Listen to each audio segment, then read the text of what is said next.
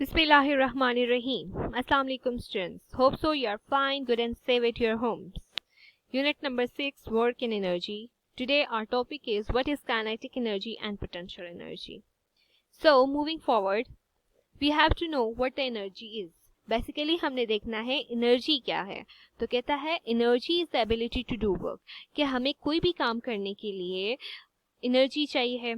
तो हम कहते हैं एक एबिलिटी मीन्स कोई भी काम हम करते हैं तो जिस चीज की वजह से करते हैं that is energy. For example, a book is lying on a table. एक बुक टेबल पे पड़ी है, हमें उसे उठाना है, हम चल के उस तक जा रहे हैं. ठीक, अब चल के उस तक जाना और बुक को उठाना दोनों क्या है? एनर्जी है.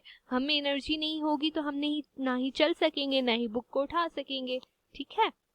अब कहता है everything that happens in the world uses energy, कि हमारे पास दुनिया में जो कुछ हो रहा है जस्ट बिकॉज ऑफ एनर्जी हो रहा है. Most of the time we can not see energy but it is everywhere around us, कि हम अक्सर देखते हैं कि हमारे ऑल अराउंड बहुत से काम हो रहे होते हैं. ठीक, हम ऑब्जर्व तो कर रहे होते हैं लेकिन हम देख नहीं सकते एनर्जी को. ठीक बच्चों. नेक्स्ट इज कि law of conservation of energy. What? Law of conservation of energy. कहता है energy can't be created not destroy. ना ही एनर्जी क्रिएट हो सकती है और ना ही डिस्ट्रॉय हो सकती है. ना हम एनर्जी को बना सकते हैं और ना इसे फना कर सकते हैं. रादर हम एनर्जी को स्टोर कर सकते हैं और हम एक फॉर्म से दूसरी फॉर्म में चेंज कर सकते हैं. ठीक बच्चों, एक फॉर्म से दूसरी फॉर्म में चेंज करने का क्या मतलब है? इलेक्ट्रिकल एनर्जी आती है, बिजली आती है, आगे हमारा फैन चलता है. तो इलेक्ट्रिकल एनर्जी जब फैन में जाती है तो वहाँ पे कन्वर्ट हो जाती है मैकेनिकल एनर्जी में. जब कोई चीज़ डिवाइस काम करती है ना तो हम उसे कहते हैं मैकेनिकल एनर्जी. और साथ उसमें हीट भी प्रोड्यूस होती है तो साथ हीट एनर्जी प्रोड्यूस होती है. तो हमारे पास एनर्जी एक फॉर्म से दूसरी फॉर्म में चेंज हो जाती है. ठीक. Now here are some examples में क्या बता रहा है वो आपको कि ये फर्स्ट में बैटरीज आपको दी हुई. कहता है बैटरी स्टोर एनर्जी, कि बैटरीज में एनर्जी स्टोर हुई है. सिमिलरली यहाँ पे कार है तो कहता है कार मूव कर रही है तो it uses a lot of energy. एक पप्पी है, पप्पी सो रहा है, रादर वो सो रहा है लेकिन एनर्जी तो यूज हो रही है ना. सांस का लेना, दिल का धड़कना and all these thing needs energy. So there is another example कि हमारे पास ये जो खाने हैं, फूड वगैरह है, इसमें क्या होती है? Stored energy. नाउ कहता है कि हमारे पास जो मैटर होता है उसमें क्या होते हैं? अ लॉट ऑफ पार्टिकल्स होते हैं और वो पार्टिकल्स क्या कर रहे होते हैं? मूव कर रहे होते हैं. ऑल द टाइम उनकी रैंडम मोशन हो रही होती है, वो स्टॉप नहीं करते. ठीक है. और वो जब मूव करते हैं तो उनके पास एनर्जी है तो वो तभी मूव कर रहे हैं ना. सो अब हमारे अपने मेन टॉपिक की तरफ. पहले तो मैंने आपको एनर्जी के बारे में बताया. अब हम बात करते हैं कि एनर्जी की हमारे पास दो मेन टाइप्स होती हैं. कौन कौन सी? One is the potential energy and other one is the kinetic energy. कि एक होती है हमारे पास पोटेंशियल एनर्जी और दूसरी होती है kinetic energy. So discussing on the potential energy, कि पोटेंशियल एनर्जी क्या चीज है, क्या है, कैसे यूज होती है, कहाँ पे होती है. सो पोटेंशियल एनर्जी हमारे पास है जो स्टोर फॉर्म में होती है. बॉडी में स्टोर फॉर्म में जो एनर्जी होती है उसको हम कहते हैं पोटेंशियल एनर्जी. प्रॉपर डेफिनेशन इसकी हम कर लेते हैं. The energy possessed by a body by the virtue of its position और configuration in a force field is called potential energy. कि बॉडी के पास एनर्जी हो अपनी पोजीशन की वजह से, कि उसकी पोजीशन क्या है, उसे क्या कहते हैं? Potential energy. Potential energy simply means the energy has the ability to do something useful later on. कि अभी बॉडी रेस्ट पे है, लेटर ऑन इसमें एनर्जी है कि ये कुछ काम कर सकती है. मींस दैट पोटेंशियल एनर्जी हमारे पास बॉडी में तब होती है जब वो रेस्ट की कंडीशन में होती है. जब वो रेस्ट की कंडीशन में होगी कोई भी बॉडी, हम कहेंगे the body possesses potential energy. ठीक बच्चों. अब हमारे पास पोटेंशियल एनर्जी का फॉरवर्ड जाते हैं, एग्जाम्पल्स देखते हैं. तो क्या कहता है? स्ट्रेच ड्राइवर, स्ट्रेच करें, उसने दोबारा से अपनी जगह पे आना है तो क्या कहते हैं हम, इसके पास potential energy. Water on the top of waterfall, कि हमारे पास टॉप पे वाटर है, उसने नीचे आना है, जब वो मूव करेगा तो उसके पास कोई और एनर्जी होगी ना, लेकिन ऊपर क्या है, वो अ टाइप ऑफ रेस्ट है ना, तो तब हम क्या कहते हैं, उसके पास है जी पोटेंशियल एनर्जी।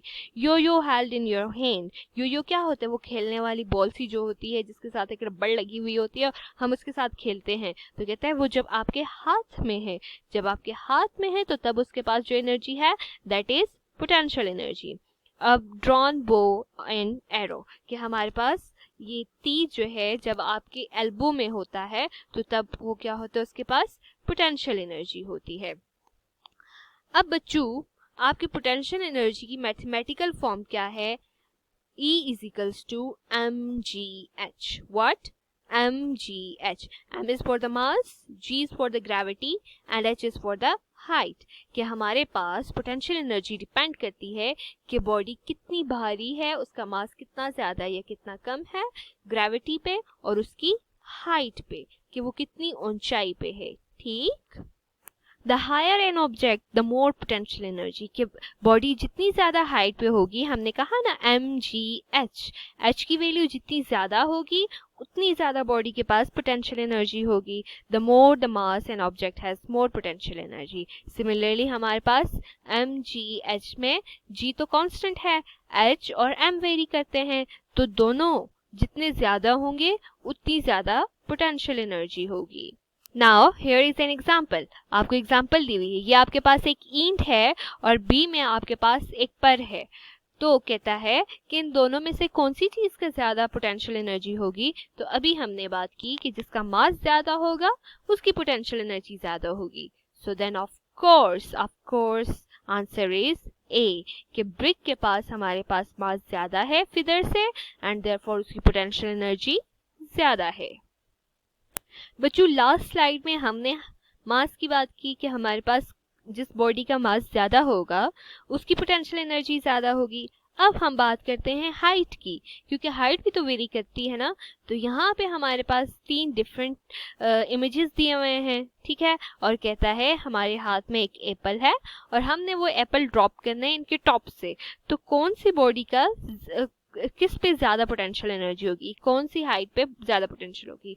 ये हमारे पास एक बहुत लॉन्ग सेट टावर आ जाता है। ठीक, ये हमारे पास सिंपल एक चेयर है and it is a crane जिसकी हाइट भी मैक्सिमम है।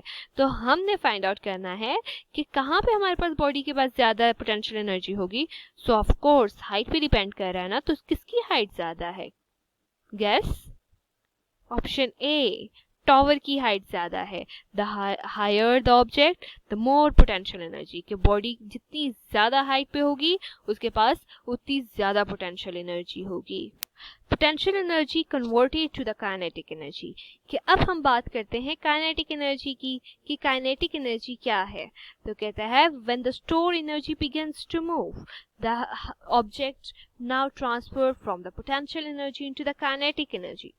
मतलब जब हमने कहा चीजें रेस्ट पे होती हैं तो उनके पास कौन सी एनर्जी होती है, पोटेंशियल एनर्जी होती है, लेकिन जैसे ही वो मूव करना स्टार्ट करती हैं तो उनकी वो पोटेंशियल एनर्जी काइनेटिक एनर्जी में कन्वर्ट होना स्टार्ट हो जाती है। इट गेट ट्रांसफर्ड, वो ट्रांसफर होना स्टार्ट हो जाती है। ठीक बच्चों, अब kinetic energy is the energy of a moving object. जब ऑब्जेक्ट मूव कर रहा होता है तो उसके पास जो एनर्जी है that is the kinetic energy.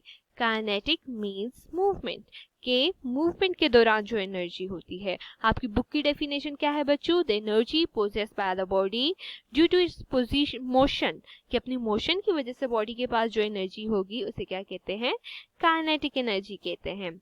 When a stored energy is being used up, it's make up thing move or happen, कि जब हमारे पास स्टोर एनर्जी बॉडी में होती है और वो बॉडी को मूव कराना स्टार्ट करती है तो हम उसे क्या कहते हैं, इट्स द काइनेटिक एनर्जी। अब एग्जांपल्स क्या हैं, यहाँ पे इस गेम को मुझे नाम नहीं आता क्या कहते हैं, जो बर्फ पे से चलते होते हैं उसको मींस बॉडी मोशन कर रही है तो उसे क्या कह रहे हैं, इट्स द काइनेटिक एनर्जी। ये राइड कर रहा है बाइसाइकिल पे, इट्स द काइनेटिक एनर्जी। बच्चा स्टेप हो रहा है, it's the kinetic energy. And here a man is running, it's the kinetic energy. जैसे हमारे पास फार्मूला था पोटेंशियल एनर्जी का mgh, इसी तरह हमारे पास काइनेटिक एनर्जी का फार्मूला है। काइनेटिक एनर्जी का फार्मूला क्या है बच्चों? के हम काइनेटिक एनर्जी को के ई से भी रिप्रेजेंट करते हैं और ई के नीचे सबस्क्रिप्ट में के भी लिखते हैं। इसका फार्मूला है हाफ एम वी स्क्वायर। ठीक, half M for mass, V square velocity, कि ये हमारे पास डिपेंड करता है मास पे और वेलोसिटी पे। मीन्स जितनी तेज कोई बॉडी मूव करेगी उतनी ज्यादा उसके पास काइनेटिक एनर्जी होगी। Look at your screens. The faster the object move, the more kinetic energy is produced. कि जितनी ज्यादा बॉडी फास्ट मूव करेगी उतनी ज्यादा उसके पास क्या होगी? काइनेटिक एनर्जी होगी। ठीक, the greater the mass and speed of an object, the more kinetic energy will be there. कि हमारे पास बॉडी का जितना मास ज्यादा होगा और जितनी उसकी स्पीड ज्यादा होगी उतनी ही उसकी काइनेटिक एनर्जी ज्यादा होगी। क्लियर? लास्ट स्लाइड में हमने बात की स्पीड के हवाले से। हमें पता है दो चीजों पे डिपेंड करती है ना, किस पे? मास पे और स्पीड पे। अब हम बात करते हैं मास के हवाले से। तो कहता है when these objects move at the same speed, क्या अब इन दोनों ऑब्जेक्ट की स्पीड तो सेम है? which will have the more kinetic energy, kinetic energy किसकी ज्यादा होगी? तो किसकी ज्यादा होगी बच्चों? ये हमारे पास ट्रक है और ये हमारे पास छोटी सी कार है, तो हमारे पास ट्रक का मास ज्यादा है ना, सो हमारे पास answer is truck. The semi truck has a more mass and therefore more kinetic energy. ठीक बच्चों? नाउ कहता है an object has the most kinetic energy when its movement is greatest, कि जब हमारे पास कोई बॉडी ग्रेटेस्ट स्पीड के साथ, ज्यादा स्पीड के साथ मूव कर रही है ना, तो उसकी काइनेटिक एनर्जी बहुत ज्यादा होती है। और it has the least potential energy when have most kinetic energy, और जब किसी बॉडी के पास बहुत ज्यादा पोटेंशियल एनर्जी, काइनेटिक एनर्जी होगी, तो उसकी काइनेटिक एनर्जी क्या होगी? बहुत कम होगी। ठीक बच्चों, कि हमारे पास एक एनर्जी ज्यादा होगी तो दूसरी कम होगी, दूसरी कम होगी तो दूसरी। So it's all about today's lecture, kinetic and potential energy, and hope so आपको समझ आया होगा। अगर नहीं आया तो do ask. Thank you. Allah Hafiz.